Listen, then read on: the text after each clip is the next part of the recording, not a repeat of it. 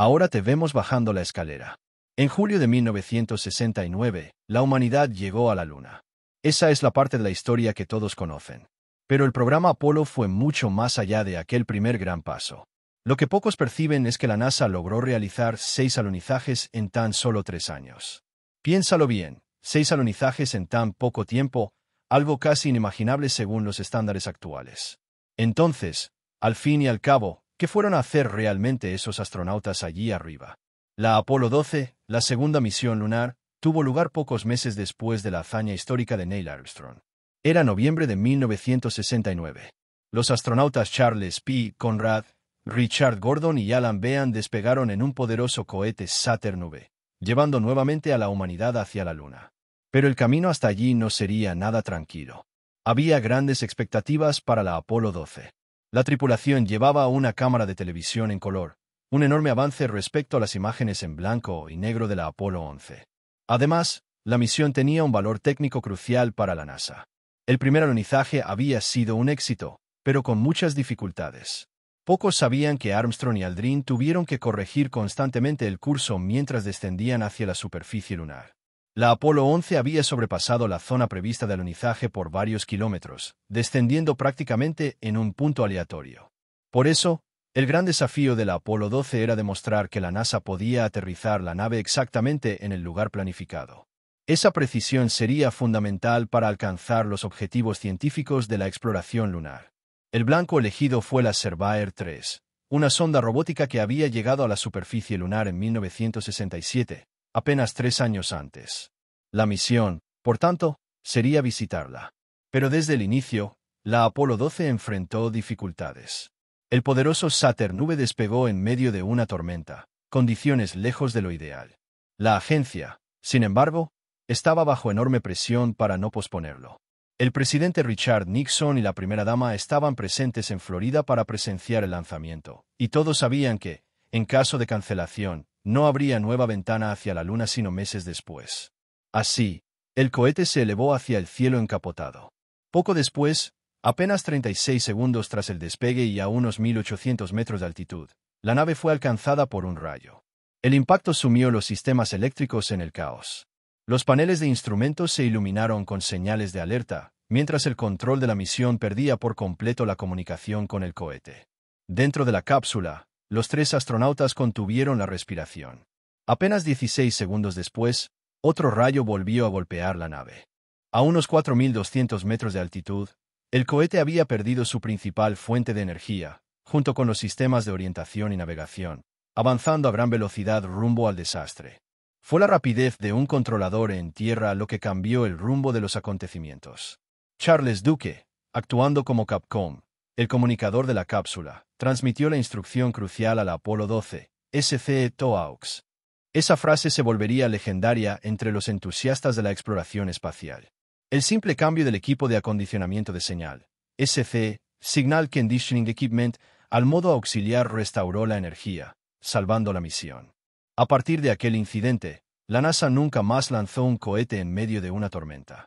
Aún así, la Apolo 12 continuó su viaje y realizó un alunizaje casi perfecto, a solo 180 metros de la sonda Surveyor 3, en el borde del cráter Surveyor. En la Tierra, millones de personas seguían con entusiasmo la primera transmisión en color desde la Luna. El público observaba emocionado cuando el segundo hombre de la misión descendió a la superficie lunar. Pero el momento duró poco. Minutos después, Alan Bean, sin querer, apuntó la cámara de TV directamente hacia el Sol, poniendo fin de forma inesperada a la transmisión. En la Luna, donde no existe atmósfera, la luz solar incide con una intensidad extrema. Bastó un instante para que los frágiles tubos de vacío de la cámara quedaran destruidos, interrumpiendo abruptamente la emisión televisiva. Pero eso estaba lejos de significar el final de la Apolo 12.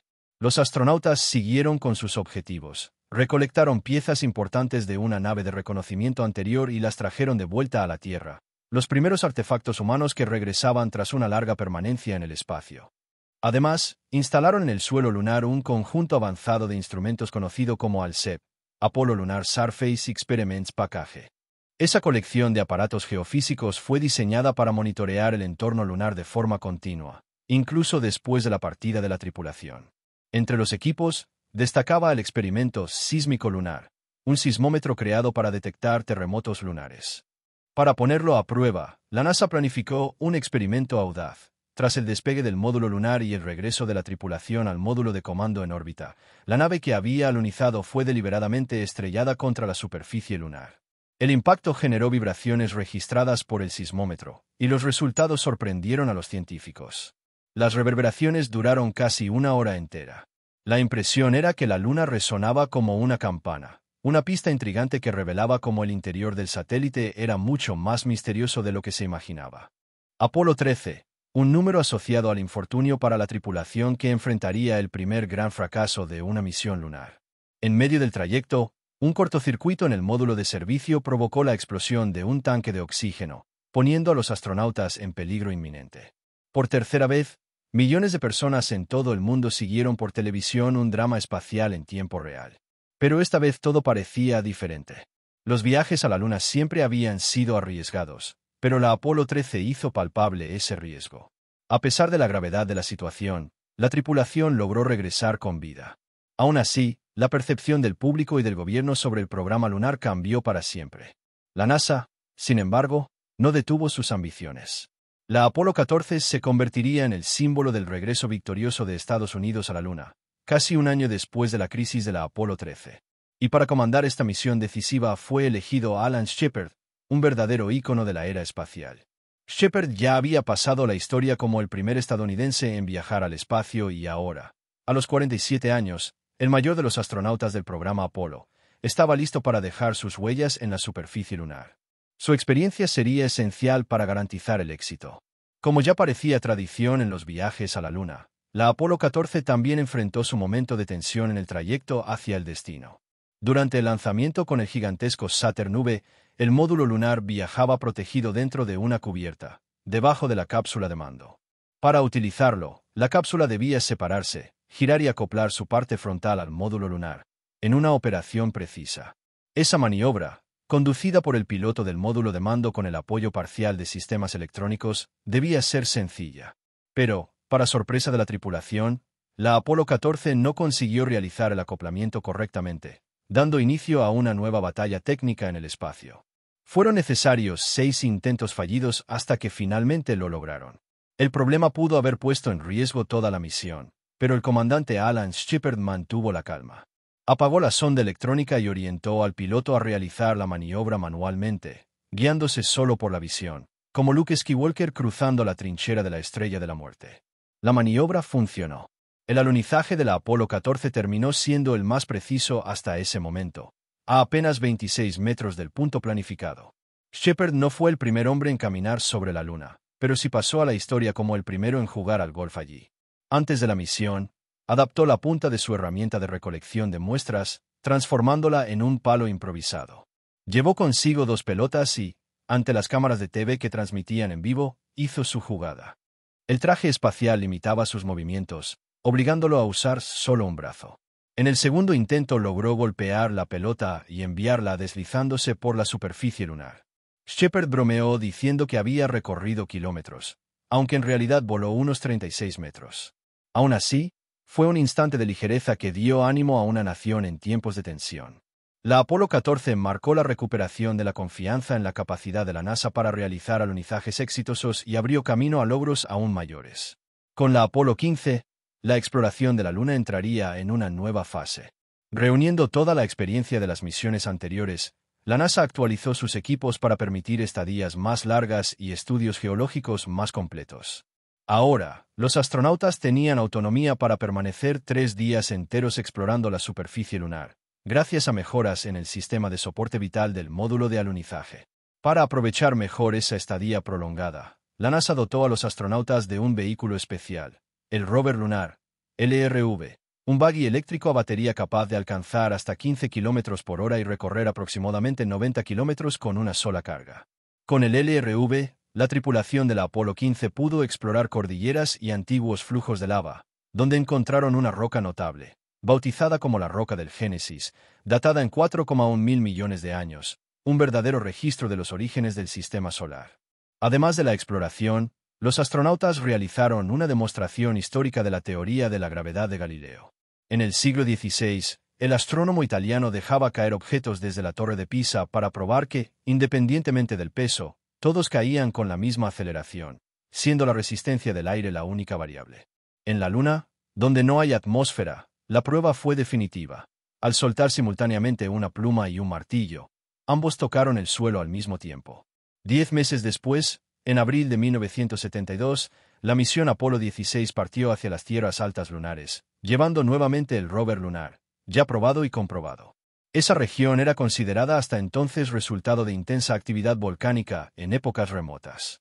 Entre los miembros de la tripulación estaba Charles Duke, que posteriormente caminaría en la Luna como piloto del módulo lunar, tras haber servido como Capcom durante la Apolo 11. Ahora era su turno de pilotar el módulo lunar y dejar sus propias huellas en la Luna.